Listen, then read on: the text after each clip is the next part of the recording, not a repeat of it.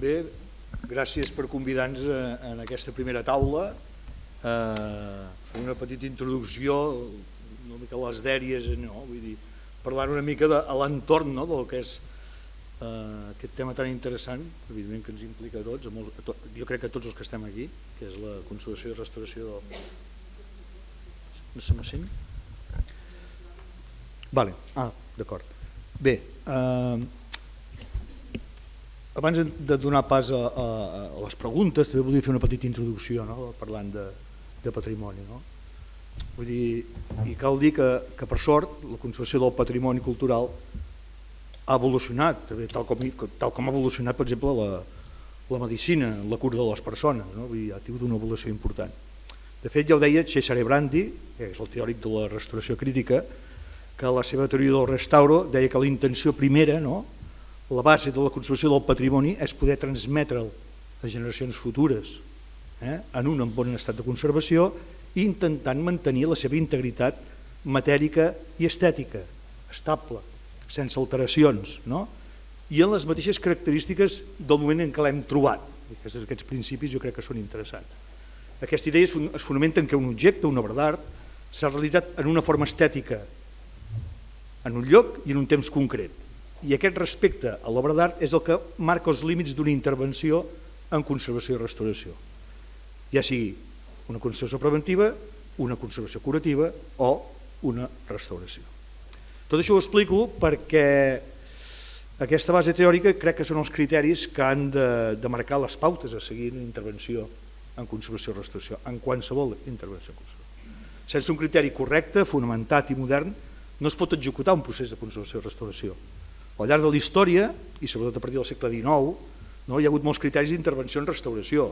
I com tot, inclòs la medicina, evidentment, faig aquest paral·lelisme, els criteris han evolucionat cap a bé, per sort. I s'ha tendit a fer que les intervencions siguin més respectuoses amb l'obra original, mantenint sobretot aquesta unitat potencial.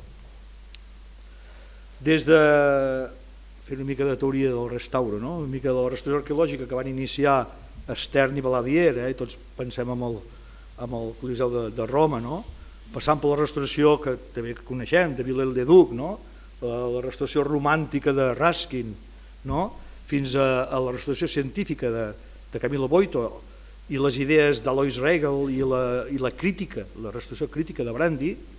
La restauració les ha vist de tots colors, de totes maneres i de totes maneres de treballar i d'intervenir en la conservació i restauració. Han canviat criteris, han canviat formes d'intervenció, però jo crec que tot ha evolucionat cap a bé, que és la realitat que tenim avui en dia. I de les noves teories que estan sortint, que s'han pensat, s'han discutit i s'han consensuat internacionalment, s'han redactat les maneres i formes de com portar a terme una correcta restauració, ja sigui des del punt de vista històric, estètic, matèric i científic. Aquest raonament teòric de la conservació i la restauració, que es manifesta clarament a les cartes del Restauri Internacional, s'han de tenir en compte en qualsevol intervenció. Jo penso que això és molt important. Des d'aquella primera carta que es va fer d'Atenes, l'any 31, després de la Primera Guerra Mundial, per arreglar totes aquestes destrosses que va haver-hi en aquesta terrible guerra, que va destruir molt de monument, fins a la carta de Vantà de l'any 2000, que fomenta l'estratègia a la conservació preventiva. Vull dir, totes aquestes cartes internacionals han anat establint els raonaments teòrics i les bases de com procedir en la restauració d'un monument o d'una obra d'art. I podem entendre monument, podem entendre el monument, els jaciments arqueològics, els edificis, els museus, les obres dins dels museus, tot com obres d'art, tot un conjunt d'obres d'art. De fet, aquests criteris, que moltes vegades els estudiem, els hem estudiat, els conservadors restauradors segur, no són exclusius només dels petits objectes de museus, sinó de tot allò que entenem per elements historicoartístics i que formen part del nostre patrimoni cultural. I malgrat que la llei de patrimoni cultural de l'any 93, que ja té anys i que s'està treballant ara actualment, no especifiqui segons quins termes, criteris i preceptes, no és excusa per fer les coses que no es facin correctament.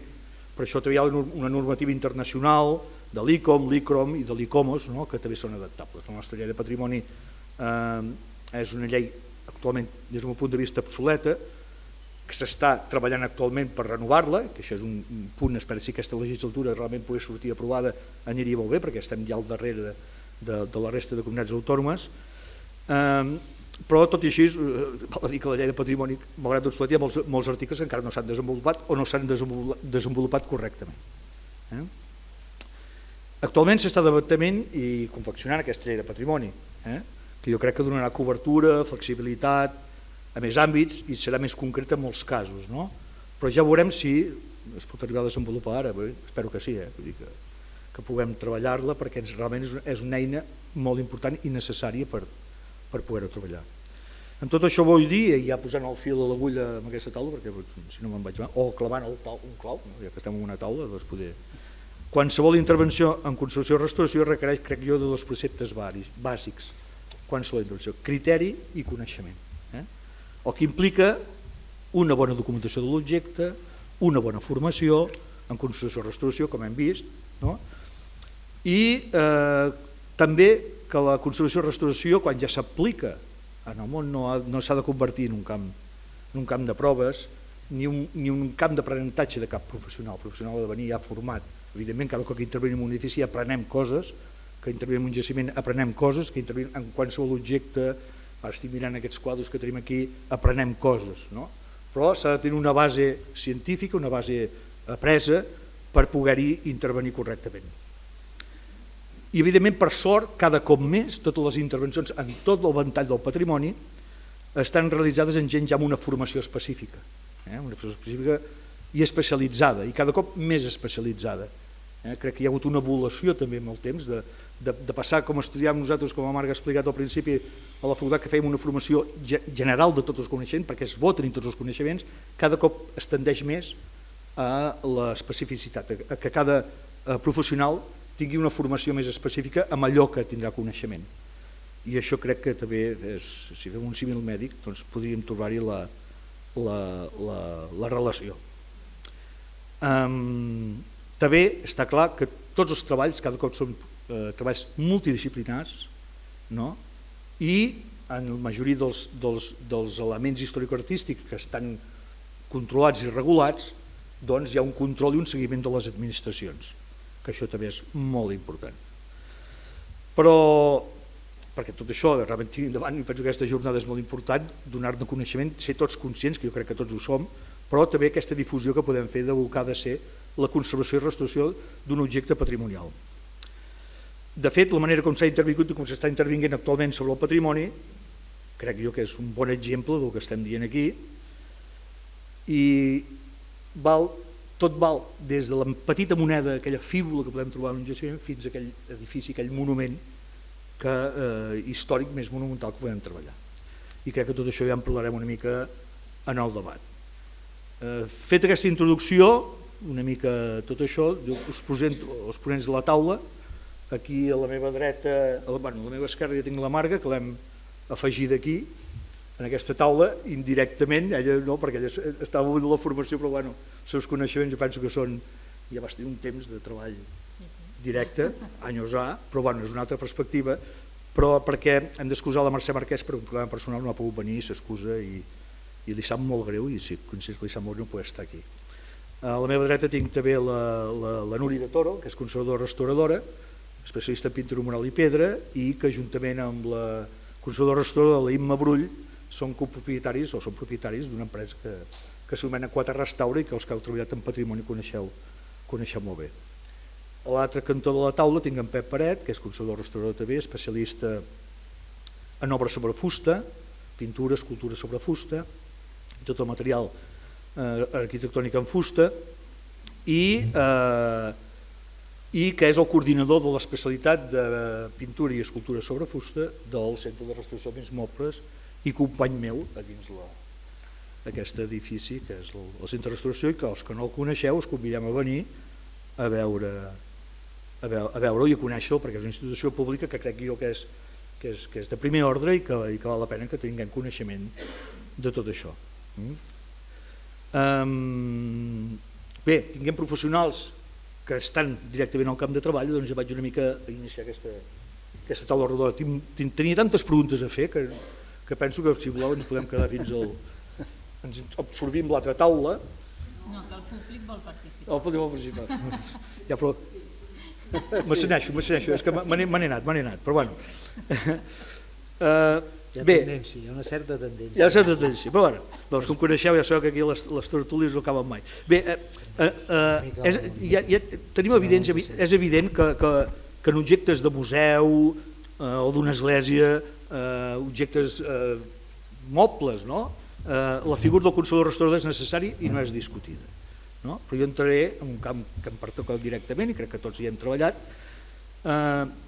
però moltes vegades el conservador restaurador durant anys no ha estat present en molts projectes, tant en edificis, en monuments, en jaciments arqueològics, que integraven molts elements històrico-artístics in situ, no és aquell objecte que el traiem i el portem a restaurar, sinó aquells objectes que es queden en l'edifici. Jo la primera pregunta, per obrir una mica tot això, i ara on anirem a parar, com veieu la figura actualment, aquesta evolució que ha tingut la figura del conservador restaurador en aquests projectes més globals, en aquests projectes que integren molts elements en un mateix projecte, i molts professionals, que és el que hem explicat abans. Qui comença? Comença tu. M'agrada que facis aquesta pregunta. No, primer de tot, bon dia. Llavors, jo primer voldria agrair a l'Institut l'oportunitat que ens dona. Anna Maria, gràcies. Està bé que cadascú ens col·loquis una mica en el nostre ambient de treball, perquè penso que l'acostament que fem en la conservació i restauració és diferent. Jo quan veig no a Núria sinó a totes les professionals de la conservació i restauració que esteu aquí treballant in situ, segurament la vostra perspectiva, la vostra visió és diferent a la que tenim des de les institucions, encara que anem de la mà, les vivències que vosaltres teniu segurament són diferents. Bé, continuo els agraïments, Marga, xerrada fantàstica, vull dir, no només per explicar què és l'escola, perquè sinó també que has fet un marc fantàstic també del que és la conservació restauració, vull dir que ens dones ja peu a tot, no? Tu Pere has reblat el clau, doncs vinga, tu ja hi som tots, ja podem començar. Ja podem esmorzar. Sí, ja podem plegar i anem a... Aviam, contestant o intentant contestar una mica a la pregunta que fas, a mi m'agradaria tirar la vista, la mirada una mica enrere, i des del meu punt de vista la presència del conservador restaurador no solament en els monuments, és que fins i tot en els museus anem amb 25-35 anys de retard, penso jo, vull dir, vull utilitzar potser un símil futbolístic que potser així tothom entén. Hi va haver-hi un moment en què nosaltres no ens presentàvem als partits, penso, no ens presentàvem, ens quedàvem a casa. Llavors, esclar, evidentment, ens van sancionar i ens van fer baixar de categoria. Bueno, doncs, n'hi ha culpa, no sé com dir-ho. Ara, després d'aquesta entrada negativa, hi ha una visió molt positiva. És veritat que aquests últims, penso jo, 10 fins i tot 15 anys, hi ha hagut una evolució molt clara cap a treure el cap no solament en el que seria la conservació i restauració dels béns mobles, sinó ja actualment amb el que és la missió del centre de restauració, la principal ja figura també tots els elements artístics dels immobles, ja figura aquesta, ja ha entrat aquesta especialitat, per dir-ho d'alguna manera, que tu estàs dient del que és els monuments, del que són els edificis, del que són els jaciments arqueològics. Això és important, és una evolució. Aquesta evolució ha continuat amb la presència del conservador restaurador en les comissions de patrimoni. Ha costat moltíssim, ha costat sang i suor poder entrar un conservador restaurador en una comissió de patrimoni. Per què? Perquè arribàvem tard i les cadires estaven ocupades, perdoneu que us ho digui. És així. I després encara una altra evolució que també crec que té en compte. Hem lograt que totes les intervencions o els projectes de conservació i restauració que tinguin o facin referència a béns mobles B-Fins, o sigui, màxima categoria de protecció del patrimoni català, passin tant els béns mobles com els elements artístics dels immobles passin per al centre de restauració i els hi puguem donar com a mínim un vistazo i un informe favorable o desfavorable en funció de quin sigui aquest projecte. Jo penso que, venint d'on venim, doncs, aquests últims anys hi ha una evolució positiva. Deixem-ho aquí. No, evidentment la figura, que ja ho has dit, el tema de les comissions territorials de patrimoni, que són molt importants perquè els projectes es facin adequadament. Per desgràcia, només en vecins. Clar. Perquè hi ha molts elements que si no és un vecins sembla que es pot fer el que es vulgui. Això tampoc hauria de ser així. En tot cas, falta la figura en els serveis territorials del restaurador que no hi és. Hauríem de tenir el centre en aquests moments està fent la funció de territorial i no l'hauria de fer. Hauria d'haver un professional a cada lloc. Bé, és una lluita que també ha de sortir a la nova llei de patrimoni, això que dèiem tot, etc. I penso que tots els que han treballat i estan treballant en temes els serveis territorials estaran d'acord amb nosaltres, perquè aquesta és una figura important.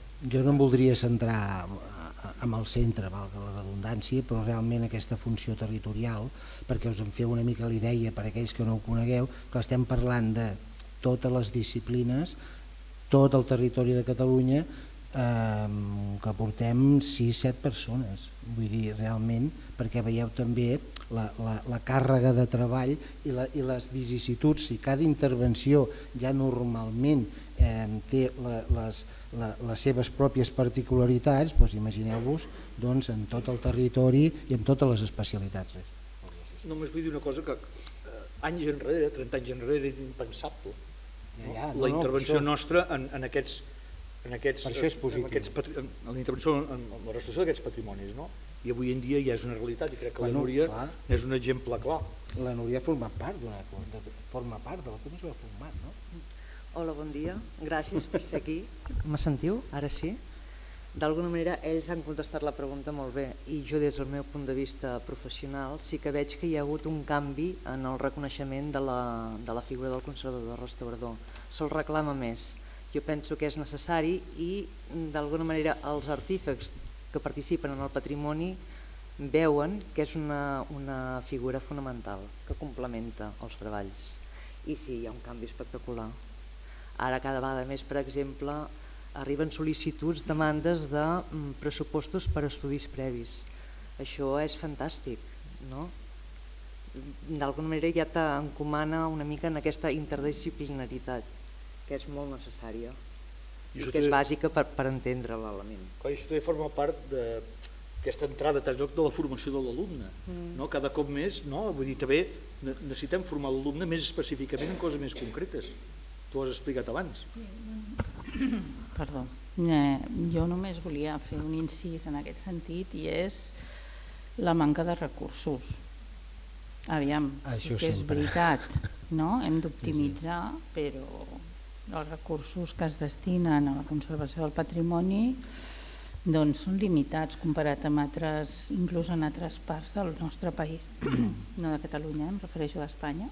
Sí, vols parlem de xifres concretes. Sí, jo ja ho dic en aquest sentit. A més, hi ha un aspecte que també hem de tenir en compte i és l'externalització de la nostra tasca. És a dir, que cada vegada les institucions eliminen més professionals de la conservació i restauració per fer tasques externes amb empreses, que està bé, però que després estan subjectes també a criteris que no serien pròpiament els que haurien de ser. Vull dir, des d'un moment en què subcontracten una empresa de conservació i pots limitar també l'àrea d'intervenció i els criteris d'intervenció. Això en edificis ho hem detectat i ho hem vist, però també en altres àmbits del patrimoni està passant. Llavors és important la nostra tasca, hem de ser presents a les principals institucions per protegir els criteris i la base d'intervenció sobre el patrimoni, per salvaguardar la identitat i la nostra història. I moltes vegades estem subjectes a determinats contractes que d'alguna manera no ajuden bàsicament a que hi hagi una intervenció digne, no? Ja, no per subsistir, ja, que seria interessant, sinó digne a nivell de les intervencions que fem. No? Vull dir, és un repte que tenim a nivell de si optimitzem els recursos, però s'ha d'invertir més en el tema. Ja no estic parlant de patrimoni que no sigui vecín, estic parlant de patrimoni vecín precisament, no? De que hi hagi suficients recursos per fer un projecte interdisciplinar, perquè moltes vegades jo des de l'escola sempre ens omplim la boca amb els alumnes, no? Dels projectes interdisciplinars, la col·laboració entre l'arquitecte, el geòleg, el no sé què, i la realitat és que després t'enfrontes sol, no? A la realitat. I que llavors doncs, des de la teoria a la pràctica hi ha un món. I realment si estem implicats en la conservació del patrimoni nosaltres som un actor més. No és que vulguem ser protagonistes, però som un actor més i aquest actor més suma i no resta. I per tant crec que des de les institucions s'ha d'apostar per la nostra tasca i sí que és veritat que cal formar-se i que cal estar al dia i que cal millorar en molts aspectes, però que hem de formar part d'aquests projectes interdisciplinars i que es reconegui la tasca perquè formem part dels projectes que realment... I anant això que estàs dient, una mica, a veure, com heu vist aquesta realitat, en les darreres intervencions que heu fet, aquesta interdisciplinaritat realment es compleix a tots nivells? Perquè en un projecte important intervenen moltes persones, no? Jo crec que depèn molt del pressupost del projecte, per exemple no té res a veure... Totalment. Però no hauria de ser. Però és, no? Vull dir, perquè el pressupost pesa i després té ve de les necessitats del projecte. Jo t'he de dir, a nivell personal, estàs intervenint en un element i te fas moltes preguntes i tens molts dubtes i aquests dubtes i preguntes les respons i si això és cridar especialistes que vinguin a l'obra, encarregar un altre estudi, ho fas, saps? Vas a dinar, parles, xerres, venen a obra, estic en aquest procés, m'interessa molt que vinguis, puc tirar cap aquí o puc tirar cap allà, tu què faries? Fem unes proves. Necessites aquest recolzament per poder treballar tranquil i per estar molt convençut del que estàs fent, no? Que és el que dèiem, aquest punt ètic. Vull dir, quin dret tenim sobre el monument? Cap, màxim respecte. Això és el que hem d'exigir a qualsevol professional que intervé en un monument històric o un objecte, en qualsevol element històric artístic. No, jo crec que parlarem bastant sovint d'estudis previs, de multidisciplinarietat, etc. I ho fem sempre des del punt de vista de que volem un coneixement, és que és igual d'un bé moble com d'un bé immoble, volem tenir el màxim coneixement perquè puguem dur a terme el millor projecte de conservació i restauració. Hi ha quantitat de disciplines que intervenen, evidentment encapçalat per un arquitecte tècnic, però l'historiador ens aportarà la documentació, vull dir, tot plegat, la finalitat de tot aquest equip d'investigació, l'arqueòleg, evidentment, però l'arxiver, és que tota la fotografia, vull dir, tota la documentació, la finalitat és aconseguir un criteri d'intervenció correcte, penso jo, no? Això repercuteix en les bones pràctiques i en la bona conservació del patrimoni, bàsicament així. Llavors hem de ser crítics a nosaltres mateixos i moltes vegades no tenim tots els representants per poder fer aquesta intervenció correctament o poder participar-hi en tot això. La realitat és obstinada, Pere. Crec jo, llavors els recursos, la manca de recursos, clar, depèn molt, és que és tan variable la quantitat de propostes que es poden fer o d'intervencions que es poden fer, que clar que dependrà molt. Per una banda, mira, la Mariona ho deia, que l'estament polític vegi la necessitat, que el tècnic municipal vegi la necessitat, que el col·lectiu que ha d'intervenir sigui capaç de creure en aquest equip pluridisciplinari, en aquest estudi previ.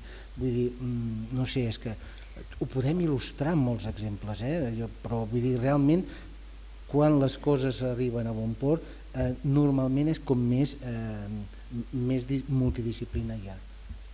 i més actors s'hi han sumat en aquest projecte. Evidentment, quan es forma un conservador-restaurador, ja hem vist que cada cop és més especialitzat, mentalment, el marc mental es queda molt amb objecte moble, no? Amb objecte de museu, però en canvi cada cop més, i la realitat hi és, i per això el patrimoni ja ens ho demana, la figura del conservador entra a participar en projectes que potser fa anys no hi seríem, no? En un museu està clar que hi ha de participar, tot i que no hi és. Hem de dir que els dos grans museus d'arqueologia de Catalunya, el d'Empúries i el MNAC de Tarragona, no tenen conservador-restaurador a la seva plantilla. Vull dir, és com anar a l'hospital clínic i dir, miri, no tenim metges. No? Tenim de tot, però no tenim metges. Vull dir, això ja demostra una mica si és un problema global. Això, jo crec que tots entenem que aquesta figura és important perquè és el complement, en el cas d'Empúries o dels arqueòlegs que treballen en el jaciment, i evidentment s'ha de subcontractar tot això, no? Però institucionalment no hi és i aquesta figura no hi participa, llavors tenim un problema. L'altre cantó és el ventall, les possibilitats que un conservador-restaurador que s'està formant avui dia de treball que té en el món. Topem mateix, no? I la Núria també, però està una mica amb en Pep perquè m'ha fet pensar en el tema de quan treballem en un edifici, cada cop més la figura del conservador-restaurador ha de participar també en tots aquells elements de fusta, no és el retaule, sinó, i com hem vist ara recentment, per exemple a Taüll, no? Tots els enteixinats de fusta, tots els sostres que hi ha, que tenen una problemàtica, que hi ha empreses però que també necessiten el suport d'un conservador-restaurador i que el que projecta la restauració, l'arquitecte que ho necessita perquè el seu treball sigui correcte. Jo crec que és un problema que ens trobem molt sovint, que és això el de costa, suposo que també per manca de recursos econòmics, costa aquesta visió global de l'edifici, costa moltes vegades, sobretot en patrimoni. Llavors, què fem? A vegades actuem en el retaule, actuem a la pintura mural, però actuem per aturar la patologia, però no igual la gent de degradació.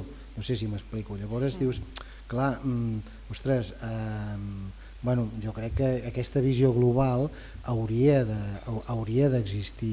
Jo, per exemple, en el camp concretament del tema de la fusta i de les intervencions de fusta en edificis històrics, és molt complicat el tractament, o sigui, que es considerin bigues, sostres, tots aquests elements que no són policromats, per dir d'alguna manera. Ja els policromats a vegades costen, perquè hi ha algun cas de bigues policromades que han saltat, però les que no són policromades o tots són els tancaments, això, vejam, costa molt que realment es faci amb un criteri de conservació-restauració. Sistemàticament són substituïts, o molt sovint són substituïts, massa sovint no són tractats amb criteris de conservació-restauració moderns. Bé, penso que actualment, ostres, jo penso que la disciplina ha evolucionat prou com perquè puguem oferir molts recursos per no substituir sistemàticament les coses. Això vol dir que en l'element històric-artístic, ja que la formació ho permet, hem d'anar substituint, jo recordo moltes vegades, amb l'estructura d'un retaule, anaves a buscar el fuster, quan en realitat ara avui en dia, si és un element que està integrat en un objecte històric-artístic, ja hi ha un professional que s'ha especialitzat en fusta i que malgrat no sigui una obra d'art stricto sensu, té unes patologies que fan que requereixi d'una formació específica i sobretot d'uns criteris. L'altre dia parlàvem, Pep, te'n recordes, de la substitució de bigues, ja em diràs quina cosa, s'han substituït, que no és un tema nostre, és un tema estructural, però de segons què, a vegades dius, hòstia, una biga de 14 metres per què s'ha de substituir? Potser perquè, evidentment, el codi tècnic potser ho requereix, etc. Sí, segur. Que a vegades, hòstia, però tu preguntes, perquè no és la nostra feina, però sí preguntar-ho, dir, escolta, és necessari això? O la fusteria de finestres, portes, no? Deixa'm explicar una anècdota. El dijous, crec, o sigui, abans d'ahir, ens van visitar al centre el director de l'Institut Català de la Fusta, juntament amb un dels tècnics d'allà, i en un moment donat parlant d'aquest tractament de la fusta en edificis històrics, va dir una cosa que a mi em va sobtar, perquè dius, ostres, realment és així, no? Dius que moltes vegades es substitueix per si de cas. Va fer servir aquesta expressió i jo la vaig trobar encertadíssima, no? Perquè dius, ostres, per què el substitueix per si de cas? Bueno, pensem-ho, no? Sobretot, ostres, tots aquells que teniu aquesta potestat d'intervenir en un projecte, doncs, abans de substituir, plantegem-nos si cal. Ja està, és una anècdota, vull dir, respecte del que estem dient. No, aquest per si de cas és exemplar, és a dir, vull curar-me en salut. Jo penso que altres països ho tenen molt més clar, o la llei els regula més, aquest per si de cas, i després això penso que és un tema important a discutir. Ostres, a vegades podem de donar més marge o més confiança al mateix el projecte que intervé en una... Apurar recursos, vull dir, mira, apurar, no sé, buscar alternatives si hi són, que no ho sé, que no sempre, evidentment, a vegades no hi són. Això ho posem perquè sempre hauria de ser un tema de debat, i per col·laborar amb tota la gent per decidir aquestes coses, que al final tampoc és una decisió nostra, però sí que podem aportar tot això. El mateix que passa, i vaig una mica a la Núria, perquè si no la tinc molt calladet aquí, en el tema de... Clar, moltes de les obres que tu has intervingut, en pintura mural, estan integrades en un edifici. Clar, depèn de si l'edifici està bé, podem intervenir. De fet, nosaltres no donem cap subvenció si no hi ha un edifici, si l'edifici no té les cobertes arreglades i no té problemes estructurals ni res, perquè si no és llençar els diners. Llavors, hi ha una primera fase evident que s'ha de fer, i ara ens estem centrant en edificis, com també passa amb jaciments arqueològics, però després ja hi ha la intervenció en restauració. Quina és la dificultat? Me la fas ara la pregunta? No, ja te l'he feta. T'anava a posar un exemple de Vilanova de la Muga, que és un exemple recent, que has treballat i que el tenim aquí a prop, perquè estem buscant exemples aquí. Deixa'm fer un incís. L'Empordà és el lloc de Catalunya que té més pintura mural romànica i d'altres que tot arreu. Per exemple, Boí, el Vall d'Aran, l'Empordà. Tenim un patrimoni in situ, amb pintura romànica de qualitat, que dius... Jo no sé com no hi ha autocars vinguent aquí fent cua. Vull dir, a vegades hem acompanyat els nostres col·legues francesos perquè venen i ho estudien, que són historiadors de l'art, però a nivell de turisme, en dues comarques, concentrem, jo diria que el 70% del patrimoni romànic de Catalunya. Maranyà, Canapost, Sant Tomàs de Fluvià, Sant Pau de Fontclara, Sant Pere de Rodes, Navata, no sé, ara dit així, els que m'han sortit així trobaríem més, però aquests ja són entitats. Sant Tomàs de Fluvià, hauria d'haver un restaurant allà al costat i obrir la porta per veure aquelles pintures increïbles, increïbles. I ens anem a Taüll, que està molt bé, que és els 900 anys de Taüll, i què tal, però a Taüll, pintura in situ, poca.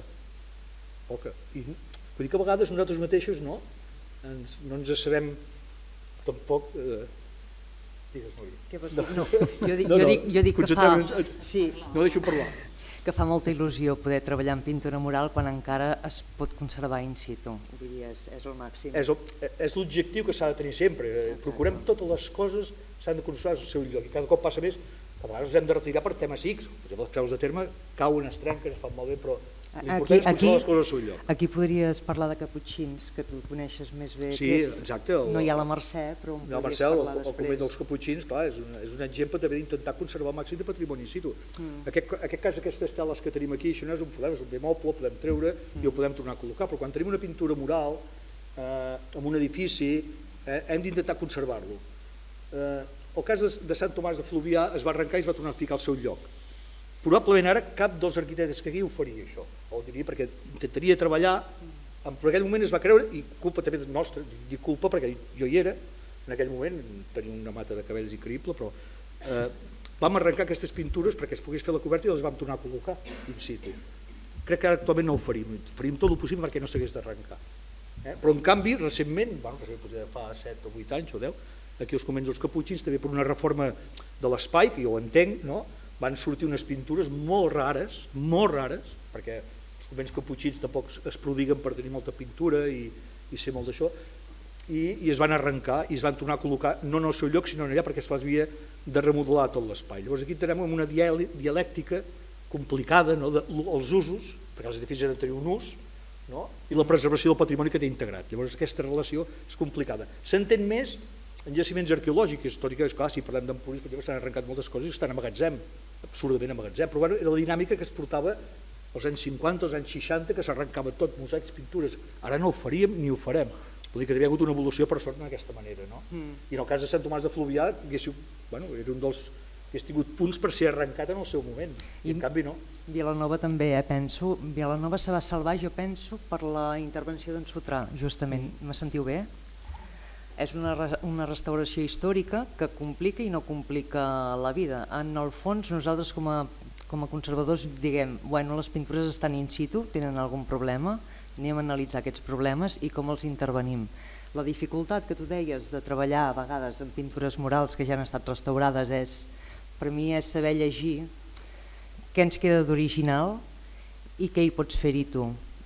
Eliminant les alteracions, no es tracta de sumar càrrega pictòrica o de morters, es tracta de... Una imatge de...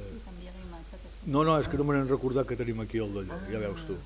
Ens hem matat, això és Sant Tomàs de Fluvià, això és els caputxins, això és Crepós, aquesta és Sant Pau de Fontclara, que és un exemple també. Quan he parlat de Sotrà, perquè és un restaurador que va intervenir, molt ben format, que va estar intervenint per aquestes terres de per aquí, quan va venir del seu periple europeu. Vull dir que realment una persona en formació, potser dels primers, al nivell del Grau i del Xarrier, que van fer els primers restauradors, diguéssim, del Museu Nacional de Catalunya. Això és d'això, aquí també, que ho coneixem també. Ara vaig molt ràpid, però què busco? Busques, em sembla que Vilanova de la Mora, potser si tenies alguna. Mira-la. Aquesta.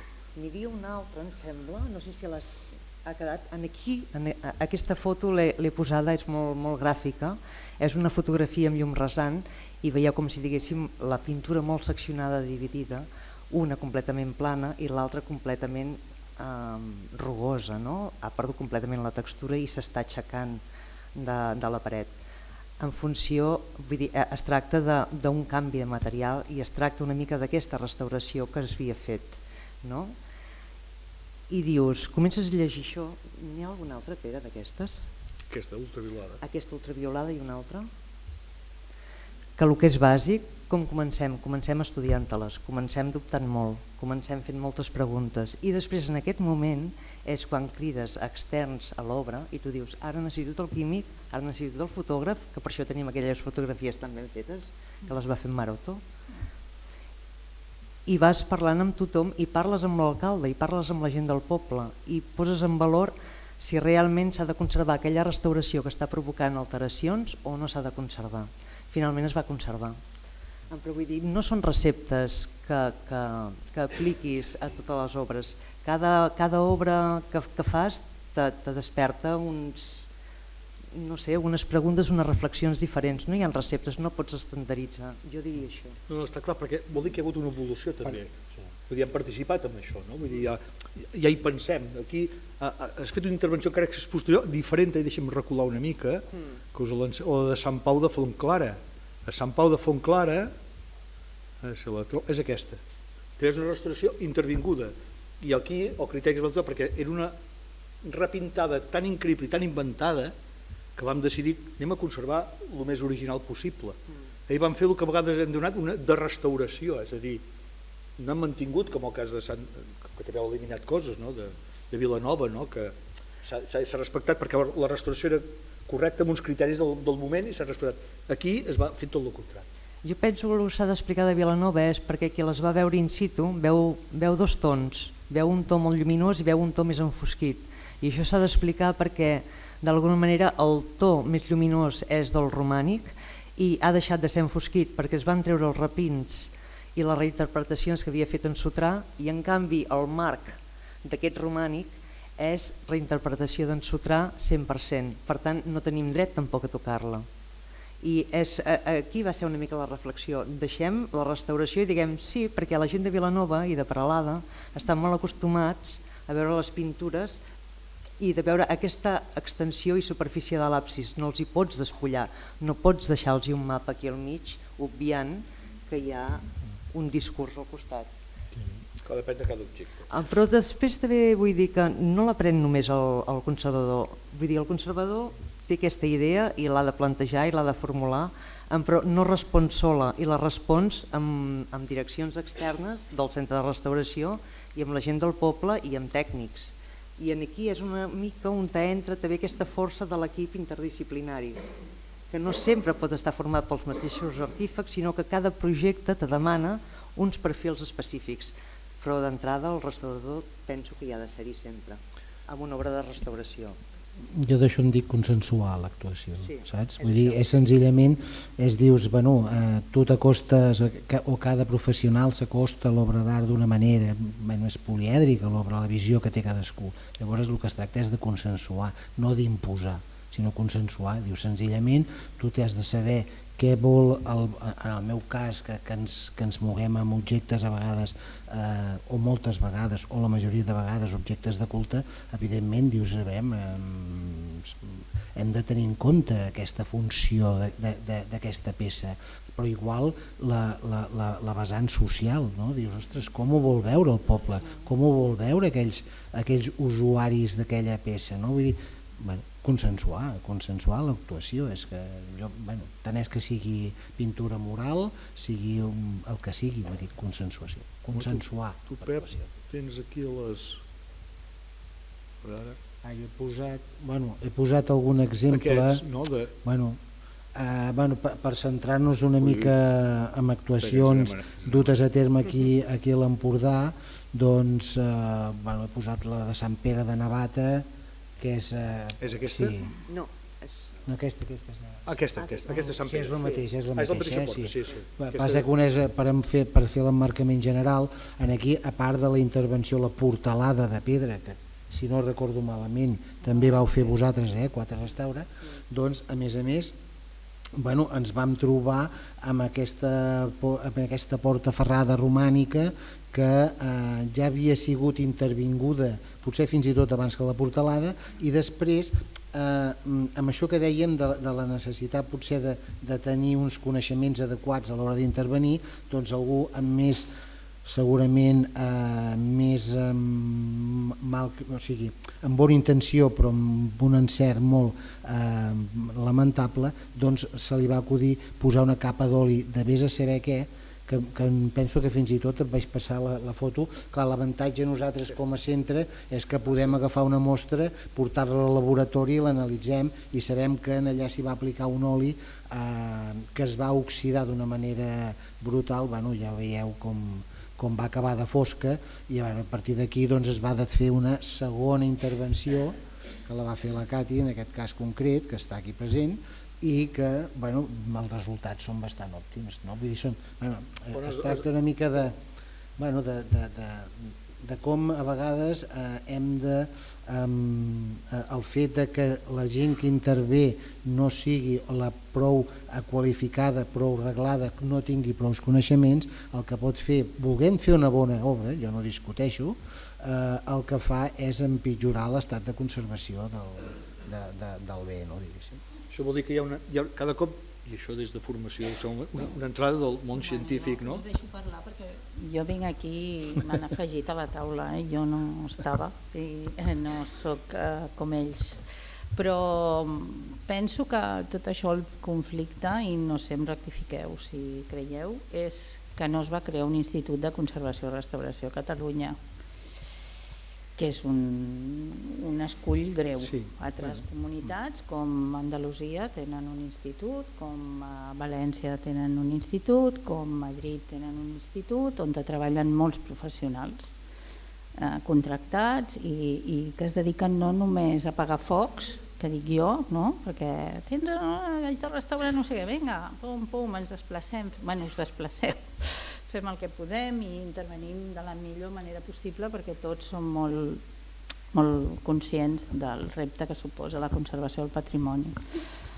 però després les mancances venen perquè no tenim un equip suficientment destinats a la recerca, la innovació, allò que deia de les noves estratègies afegides al patrimoni, i fa que treballem amb tota la bona voluntat del món, però que a vegades ens falta aquest emmarcat, no? D'un institut que treballi, que publiqui, que investigui, que ens doni, que sigui un referent, no? I que no sigui com un taller de restauració que fem el que feu el que podeu amb els recursos que teniu.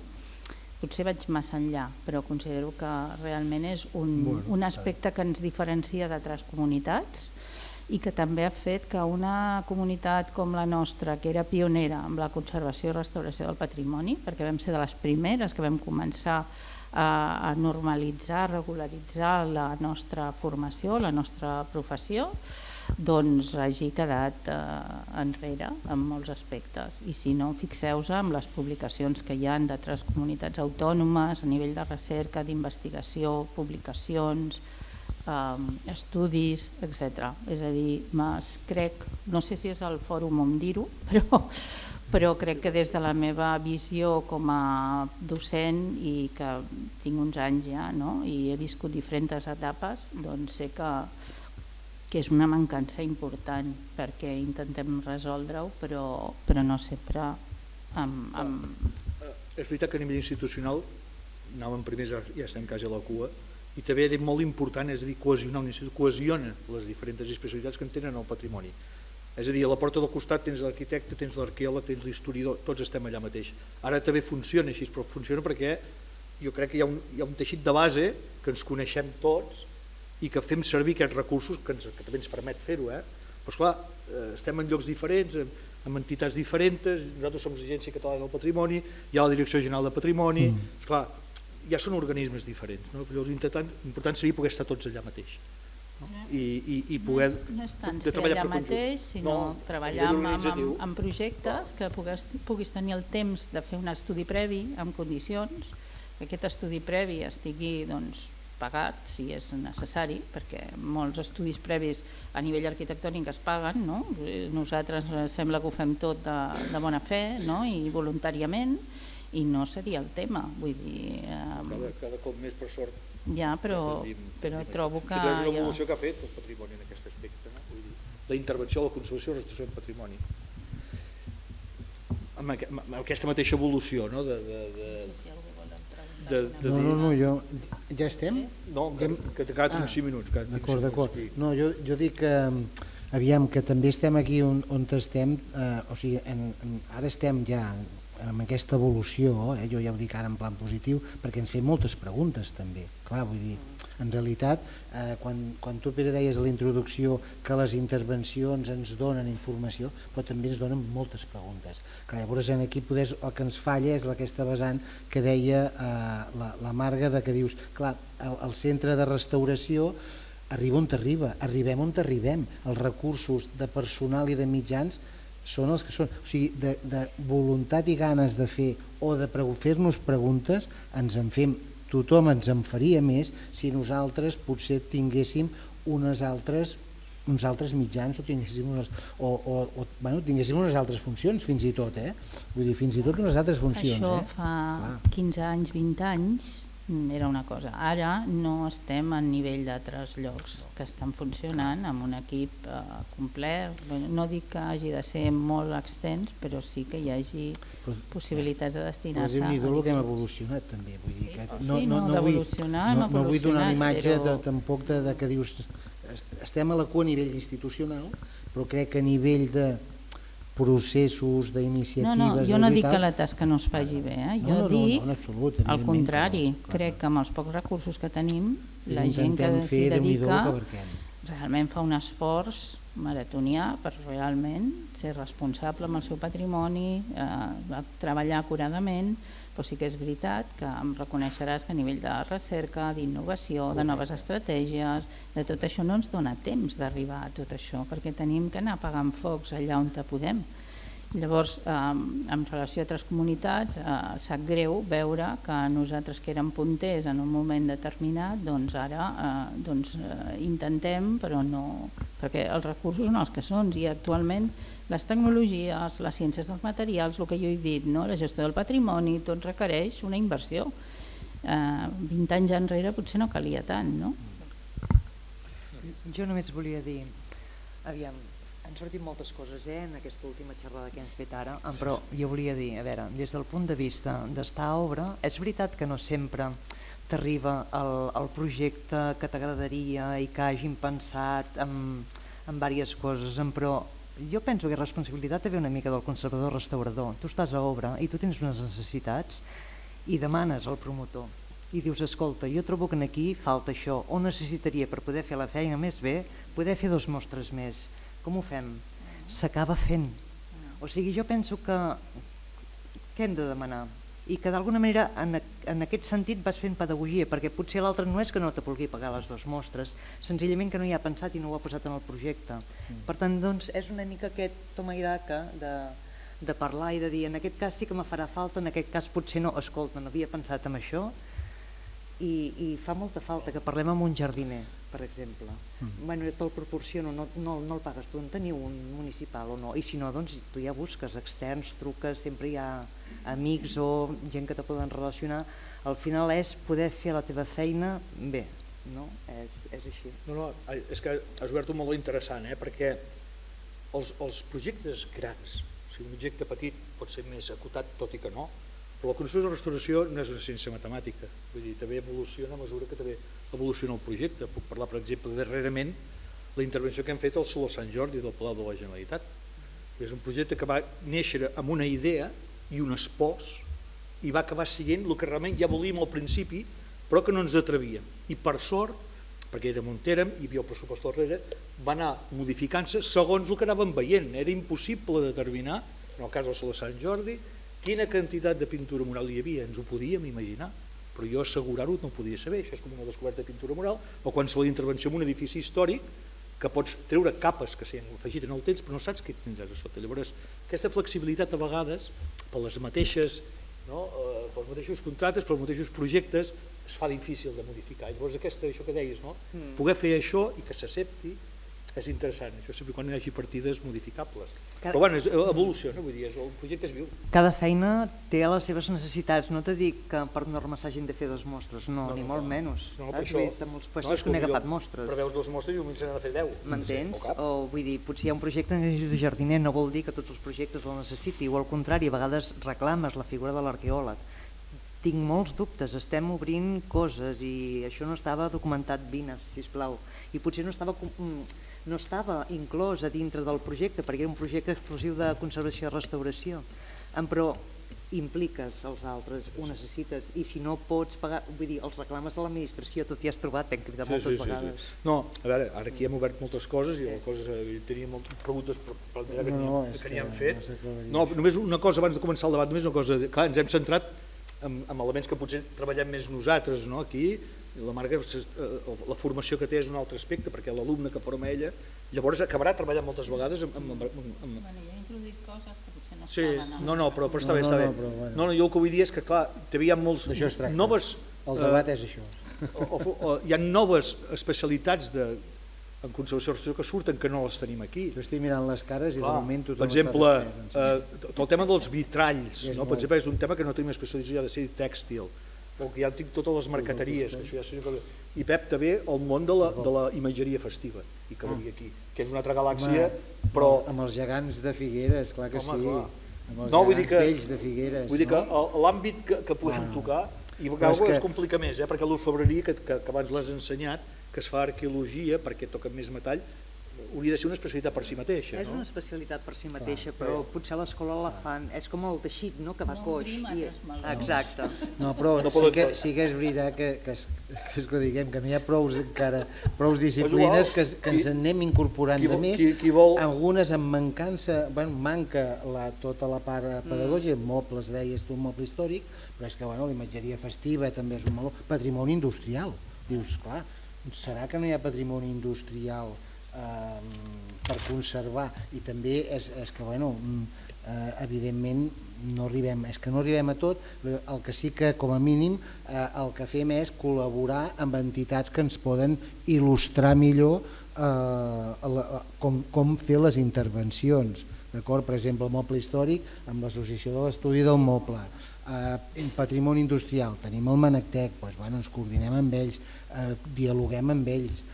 Què més? Imatgeria festiva, bueno, això ja és, bueno, és un món que bueno, de veritat difícil, perquè clar, s'ha de compaginar l'ús amb la conservació i això és molt difícil de compaginar. Llavors, en aquestes disciplines, jo almenys en línies generals, el que fem és, dius, escolteu, això ha de ser una peça de museu, quasi intervenim-hi.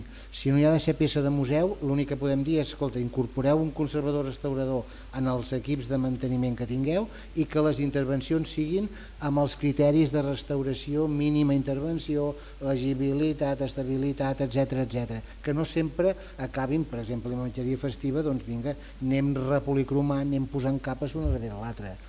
D'acord? Doncs és això. Per sort, aquí a l'Empordà jo crec que hem fet 2 intervencions amb imatgeria festiva, totes aquí les ha fetes entre d'altres a l'Idoia, que realment són 2 exemples de peces que ara estan a museu. Una al Museu de la Mediterrània i l'altra al Museu aquí del Joguet, que els podeu anar a veure.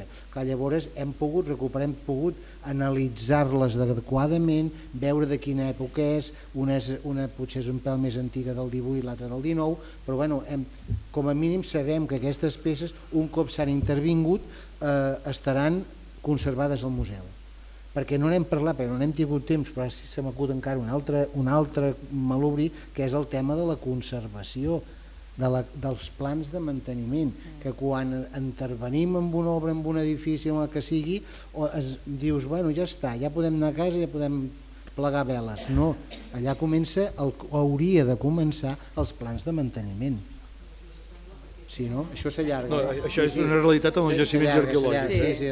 Aneu obrint melons i ha arribat a l'hora que poder la gent també pugui participar.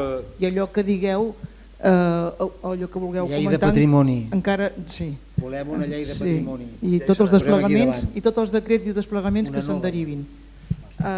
Jo ara voldria, perdoneu que els talli així, però és que si no ho faig no acabarem. Veieu que el camp és ampli, les disciplines són múltiples, les èpoques que ells haurien de cenyir a medieval, diguem, també se'n van perquè és que tot arreu toca el mateix. Sí. Però ara és el vostre torn i jo el que us demanaria és que agafeu el micro, us presenteu una mica tan sols per saber qui sou i els aneu interrogant. Si hi ha algú que vol començar, doncs...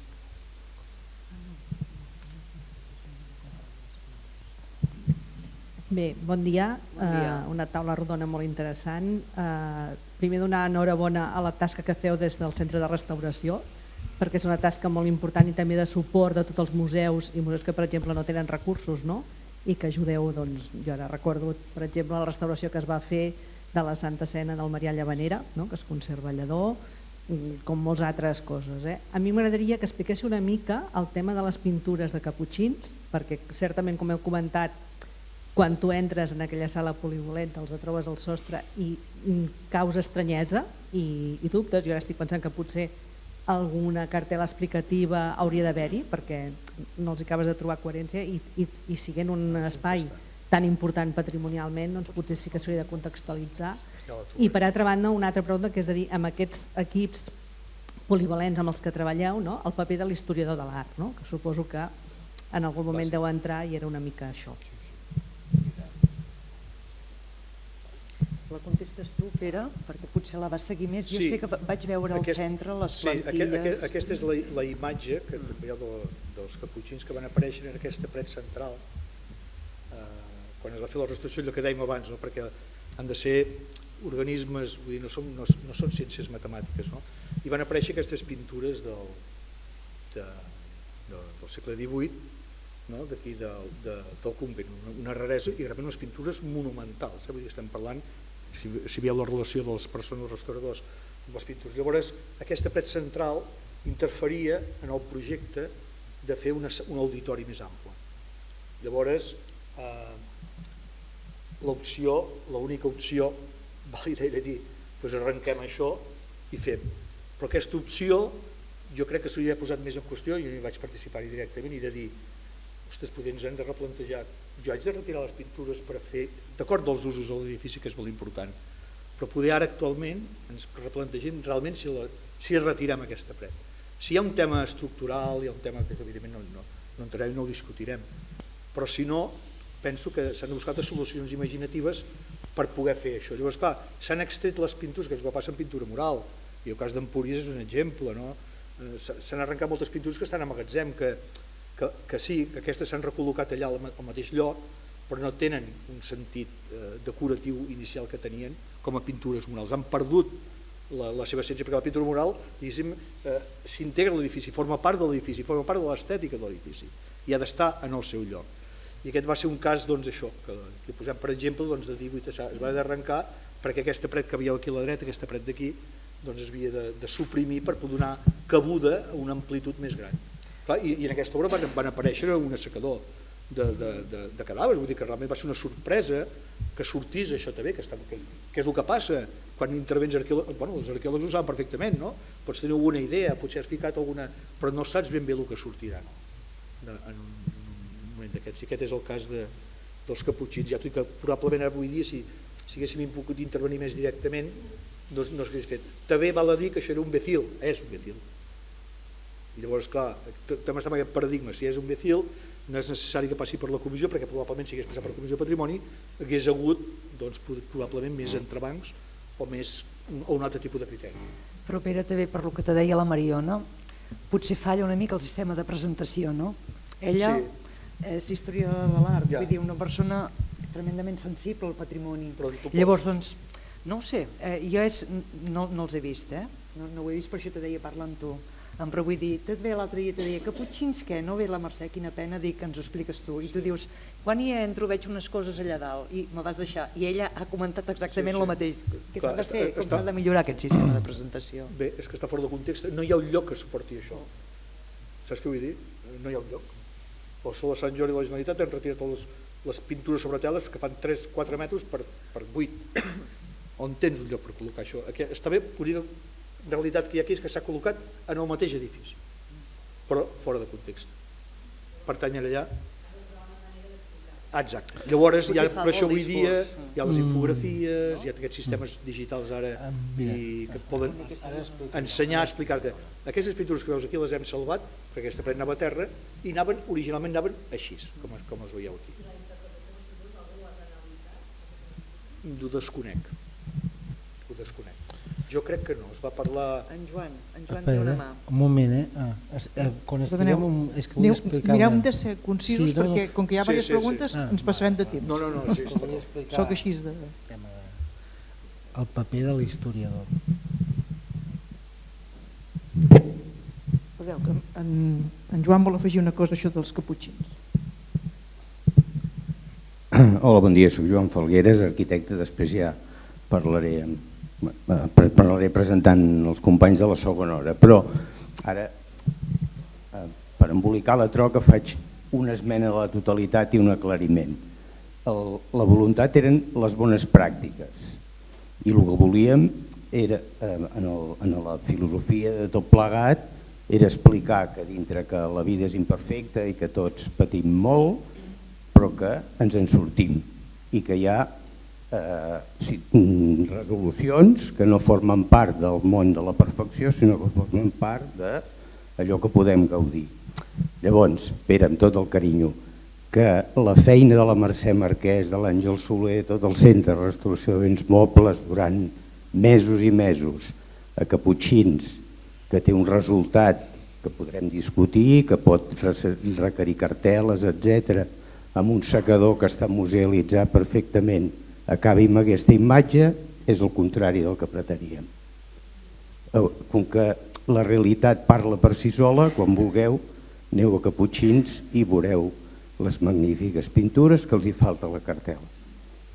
Això ho volia aclarir, com que no hi ha la Mercè Marquès, que és la que... No, he posat la imatge perquè no tinc la imatge d'ara. Sí, però doncs això és el que no volíem que passés en la jornada. No, però és un exemple d'una realitat que ens trobem molt sovint, que per sort, perquè a altres llocs no ha passat, i per sort vam treure les pintures, perquè llocs que directament s'eliminen.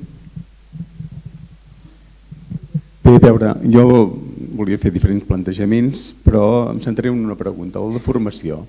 Heu dit que teniu un nombre d'alumnes que van sortint periòdicament. Jo voldria saber el nivell d'inserció laboral que hi ha. Falten restauradors? No en falten?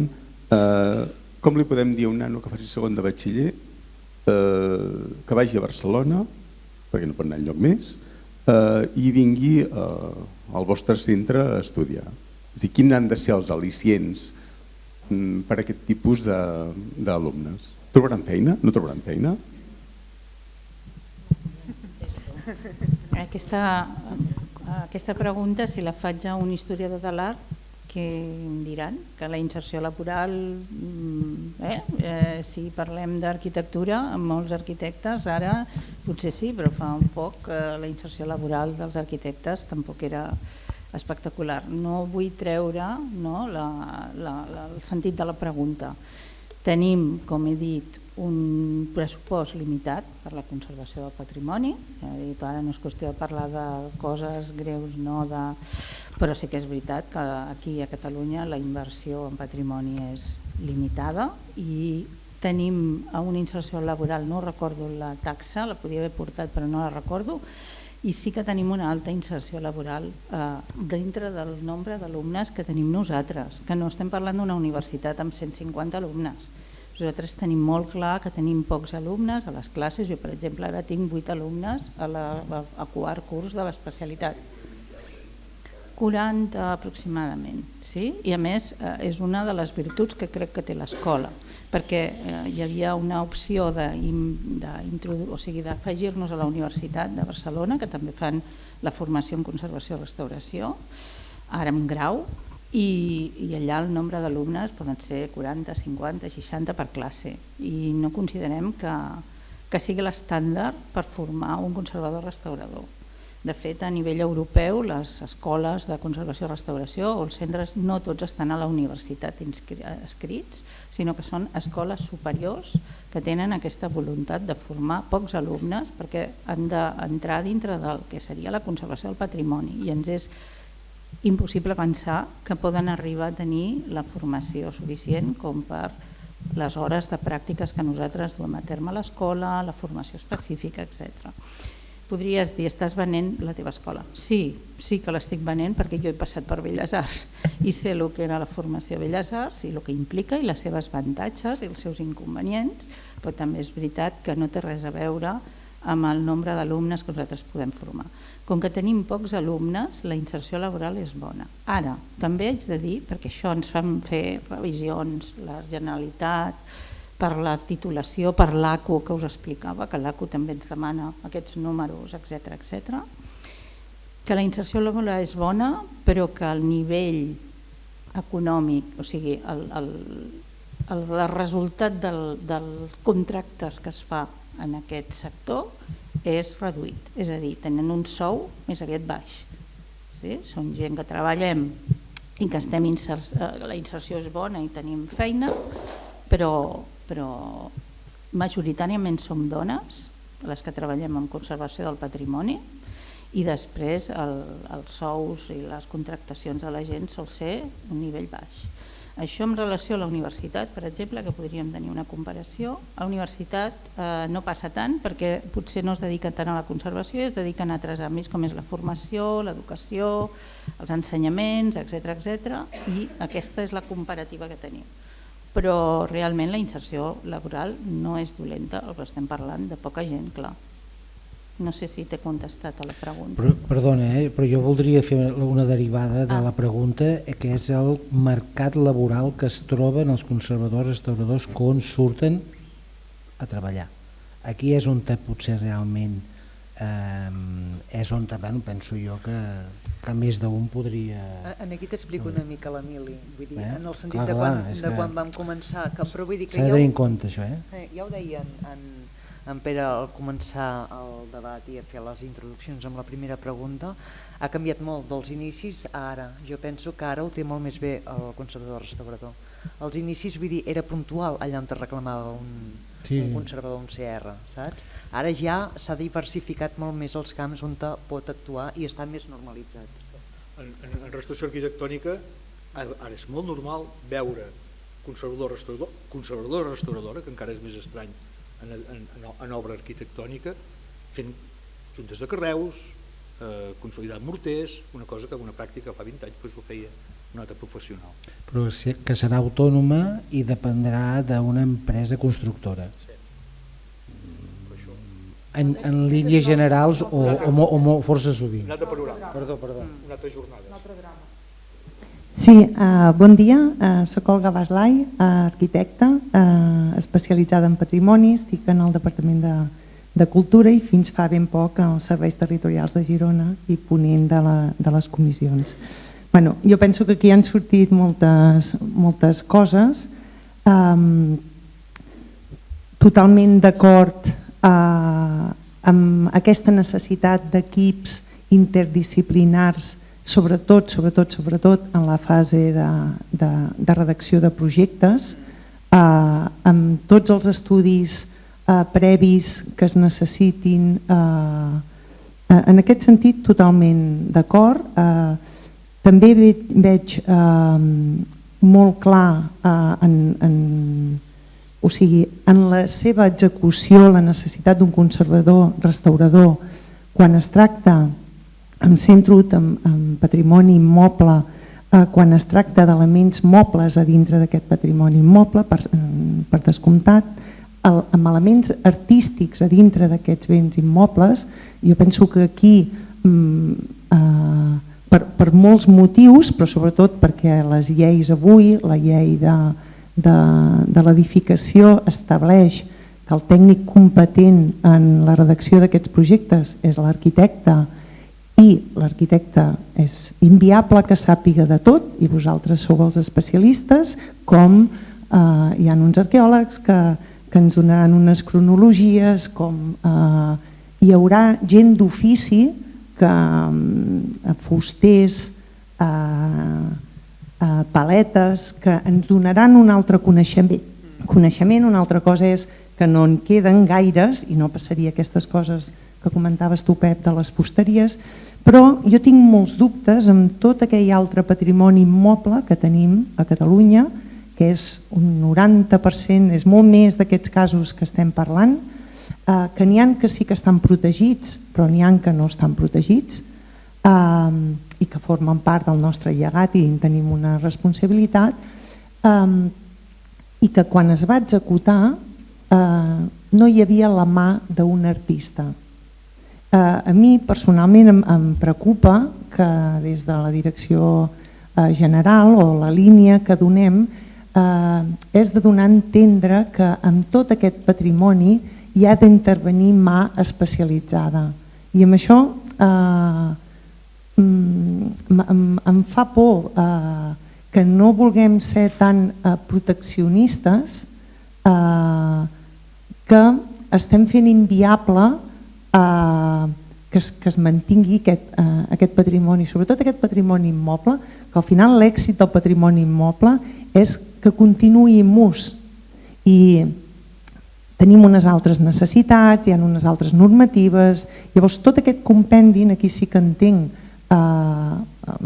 que hi ha d'haver un director d'orquestra, i avui com està fet això ha de ser l'arquitecte, però sí que m'agradaria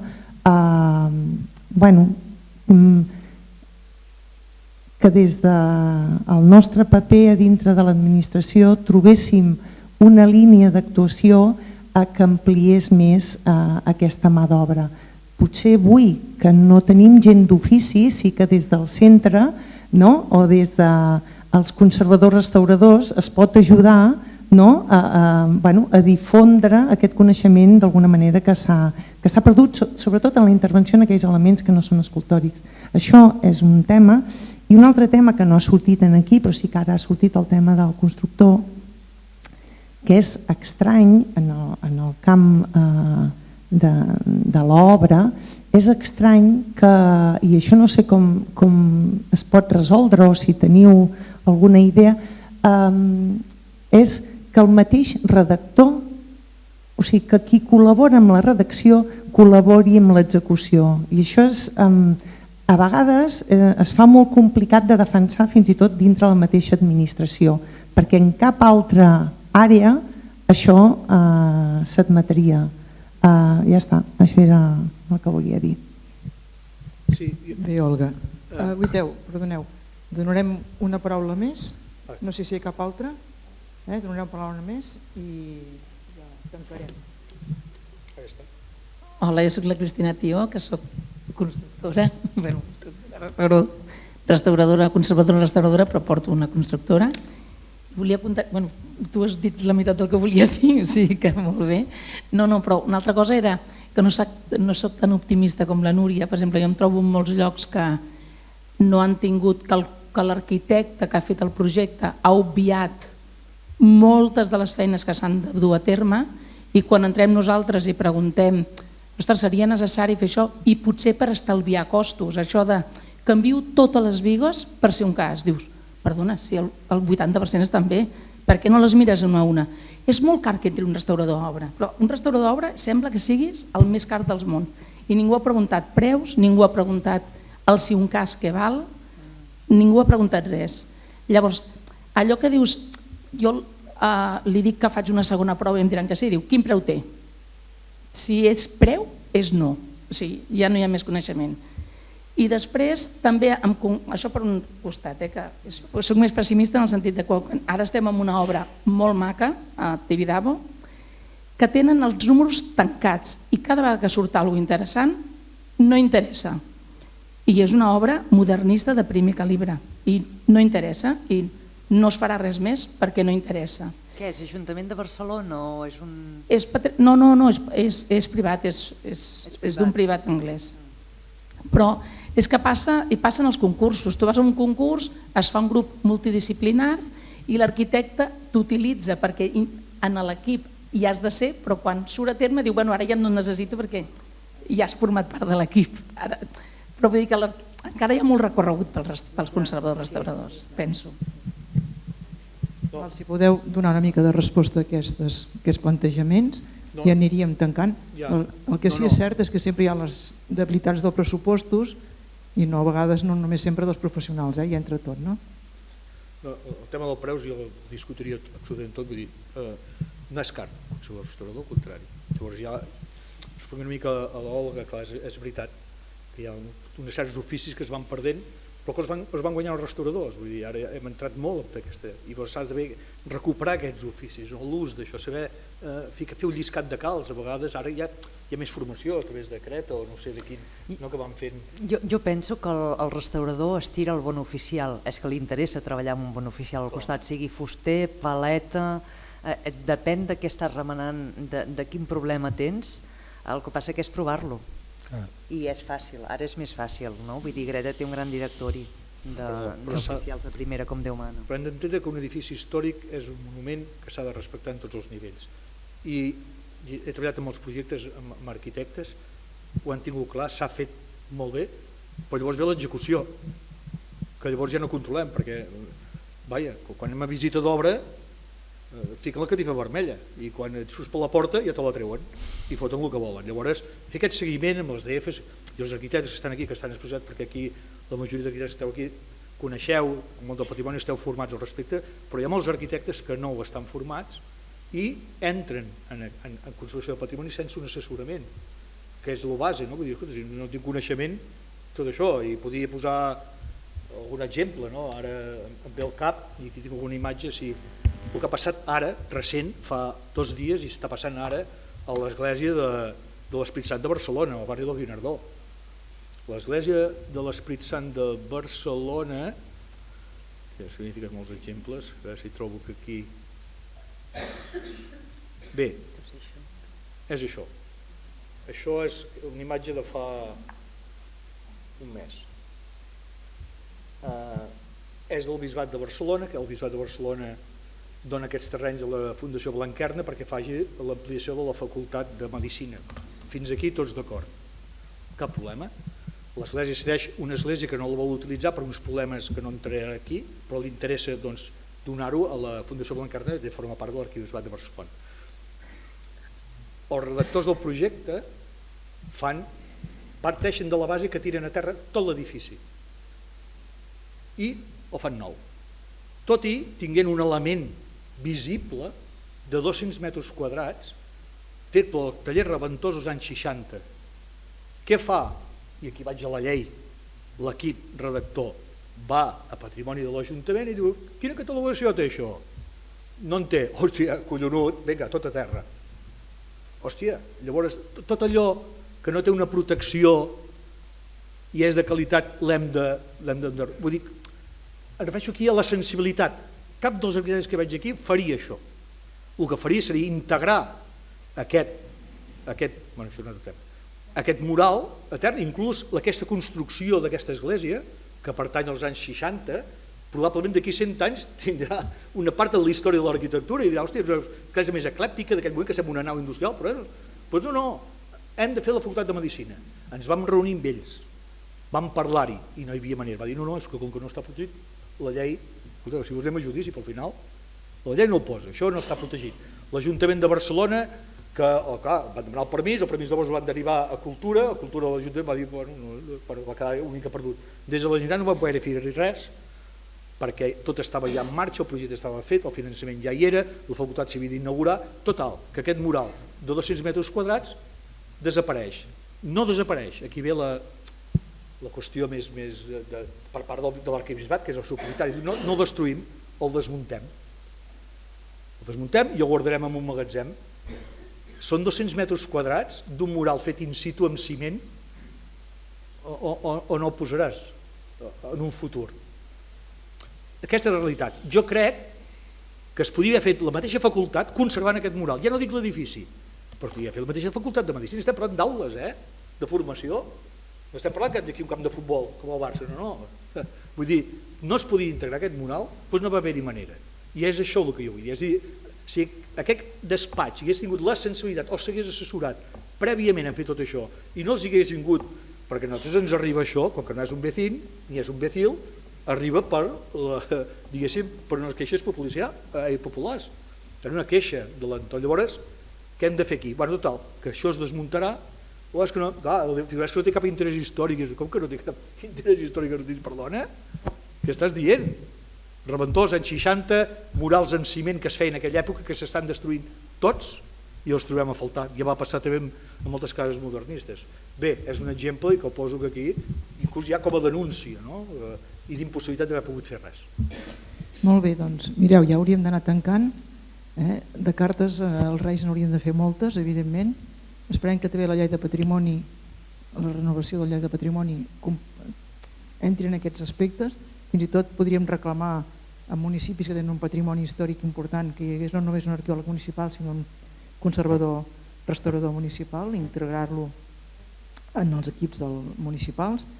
I res, només tanquem-ho aquí, s'escaurà després en la segona taula si convé entrar una mica més en el debat. I ara tenim una pausa, cafè, per poder anar a esmorzar una mica, que ja fa estona que estem així, i podreu demanar un cafè aquí a l'Àngel i deixem-ho aquí, doncs.